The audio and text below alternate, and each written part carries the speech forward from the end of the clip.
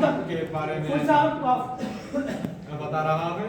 Japan में ज़्यादातर जापानी ज़बान से वो ट्रांसलेट किया जाता है उर्दू ज़बान में, और इनमें से एक बहुत मशहूर अखबार है जिसका नाम NHK वर्ल्ड।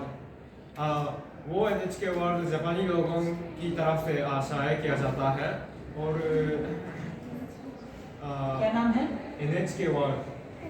NHK world. और उर्दू के अलावा हिंदी, बंगला वगैरह वगैरह बहुत सारी ज़बानें में शाया किया जाता है। और बंगला भी शामिल है। जी हाँ। और ई-पेपर के तौर पर शाया किया जाता है, तो आप लोग भी आसानी से पढ़ सकेंगे इंशाल्लाह। और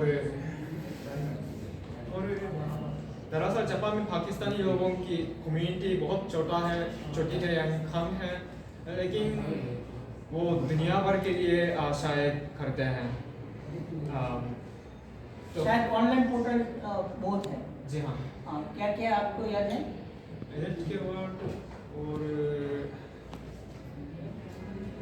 शायद आसाही रोजनामा से की तरफ से भी शाया किया जाते होंगे,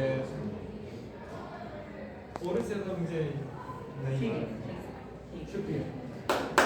और एक बात मैं कहना चाहता हूँ कि हमारी यूनिवर्सिटी की तरफ से उर्दू अखबार को जापानी ज़बान में तर्जुमा करते हैं। अच्छा। जी हाँ। उर्दू अखबार से जापानी ज़बान में तर्जुमा किया जाता है। और इसके साथ साथ प्रथम आलो को जापानी ज़बान में तर्जुमा भी किया जाता है।